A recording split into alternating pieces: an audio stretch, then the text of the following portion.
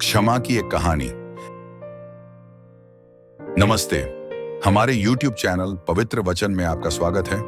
आज मैं क्षमा और अनुग्रह के बारे में एक सुंदर और दिल को छू लेने वाली कहानी साझा करना चाहता हूं, जो जॉनी और बत्तख की कहानी से प्रेरित है। फिर हम इस कहानी को बाइबल के उड़ाऊ पुत्र के शाश्वत दृष्टांत से जोड़ेंगे। चलिए सीधे शुरू करते हैं। एक बार की बात है, जॉनी नाम का एक छोटा लड़का अपनी बहन सैली के साथ अपनी दादी के खेत पर गया था। एक धूप भरी दोपहर जॉनी अपने गुलेल से यार्ड में खेल रहा था। हालांकि वह बहुत अच्छा निशानेबाज नहीं था, लेकिन उसने पेड़ों, डिब्बों और जो कुछ भी उसे मिल सकता था, उस पर निशाना लगाने का अभ्यास किया। फिर उसने अपनी दादी की पालतू बत्तख को पास में टहलते हुए देखा। बिना सोचे समझे जॉनी ने निशाना साधा, पत्थर को उड़ा दिया और उसे यह देखकर आश्चर्य हुआ कि वह बत्तख के सिर पर जा लगी। बत्तख बेजान होकर जमीन पर गिर गई। घबराए हुए और अपराध बोध से अभिभूत जॉनी ने बत्तख को लकड़ी के ढेर में छिपा दिया। उम्मीद है कि किसी को कभी पता नहीं चलेगा। लेकिन जैसे ही उसने समाप्त किया, उसने ऊपर देखा कि उसकी बहन सैली सब कुछ देख रही थी। उस दिन दोपहर के भोजन के बाद उनकी दादी ने सैली से बर्तन साफ करने में मदद करने को कहा। सैली ने शरारती ढंग से मुस्कुराते हुए कहा, जॉनी ने कहा है कि वह आज बर्तन साफ करने में मदद करना चाहता है। फिर वह झुकी और जॉनी से फुसफुसाकर बोली, बत्तख को याद रखना। जॉनी ने अनिच्छा से बर्तन साफ किए, लेकिन सैली यहीं नहीं रुकी। हर बार जब कोई काम आता तो सैली जॉनी को काम सौंप देती और उसे एक ही शब्द याद दिलाती, बत्तख को याद रखना। जॉनी अपराध बोध से ग्रसित, फंसा हुआ महसूस कर रहा था। वह मना नहीं कर सकता था। उस दिन बाद में दादाजी ने पूछा कि क्या बच्चे मछली पकड़ने जाना चाहते हैं, लेकिन दादी ने कहा, माफ करना, मुझे रात का खाना बनाने में सैली की मदद चाहिए। सैली ने बस मुस्कुराकर कहा, ठीक है, लेकिन जॉनी ने मुझसे कहा कि वह भी मदद करना चाहता है। उसने फिर फुसफुसाते हुए कहा, बत्तख को याद रखना। इसलिए सैली मछली पकड़ने चली गई और जॉनी दादी की मदद करने के लिए वहीं रुक गया। आखिरकार कई दिनों तक ऐसा करने के बाद जॉनी इसे बर्दाश्त नहीं कर सका। वह अपनी दादी के पास गया। उसने जो किया था उसे कबूल किया और माफी मांगी। उसे आश्चर्य हुआ जब उसकी दादी ने घुटनों के बल बैठकर उसे गले लगाया और कहा, मुझे पता है जॉनी, मैं खिड़की पर खड़ी थी और पूरी घटना देख रही थी। मैंने तुम्हें उसी क्षण माफ कर दिया क्योंकि मैं तुमसे प्यार करती हूँ। मैं बस तुम्हारे आने और मुझे बताने का इंतजार कर रही थी। उस पल जॉनी को राहत और आजादी की लहर महसूस हुई। अपराध बोध का बोझ उतर गया और सैली का उस पर अब कोई नियंत्रण नहीं रह गया था। यह कहानी मुझे यीशु द्वारा बताए गए सबसे शक्तिशाली दृष्टांतों में से एक की याद दिलाती है। लूका 15:11 से 32 में पाया जाने वाला उड़ाऊ पुत्र का दृष्टांत।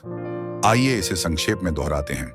एक युवा व्यक्ति अपने पिता से विरासत में अपना हिस्सा मांगता है और फिर उसे लापरवाह जीवन जीने में बर्बाद कर देता है। टूटा हुआ और हताश होकर वह सूअरों को खाना खिलाता है और उसे एहसास होता है कि उसके पिता के नौकर भी उससे बेहतर जीवन जीते हैं।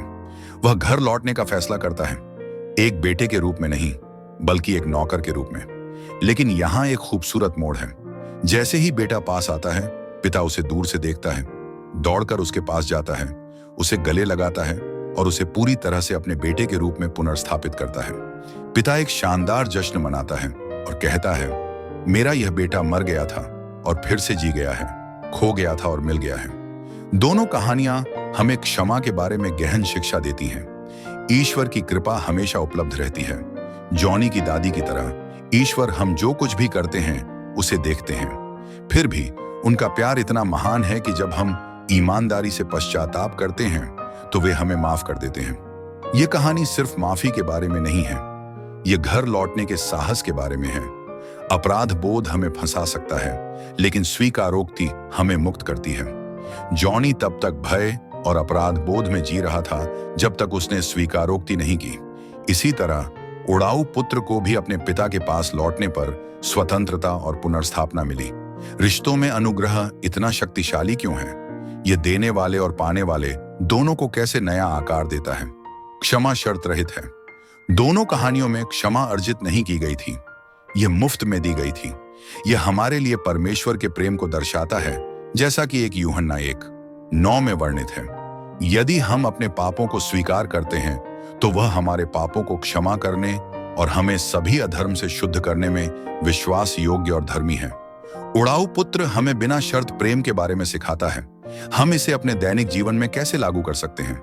दूसरों को अपनी गलतियों पर नियंत्रण न करने दें। जिस तरह सैली ने जॉनी के अपराध बोध का इस्तेमाल उसे नियंत्रित करने के लिए किया, शैतान अक्सर हमें हमारी पिछली गलतियों की याद दिलाने की कोशिश करता है। लेकिन जैसा कि रोमियो 8:1 में पौल लिखते हैं, अब उन लोगों के लिए कोई निंदा नहीं है जो मसीह यीशु में है।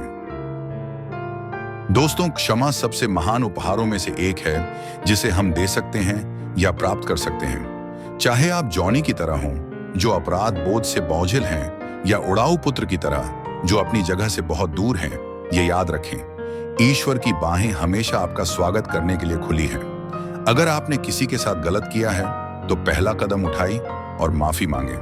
अगर किसी ने आपके साथ गलत किया है तो उसे माफ करें।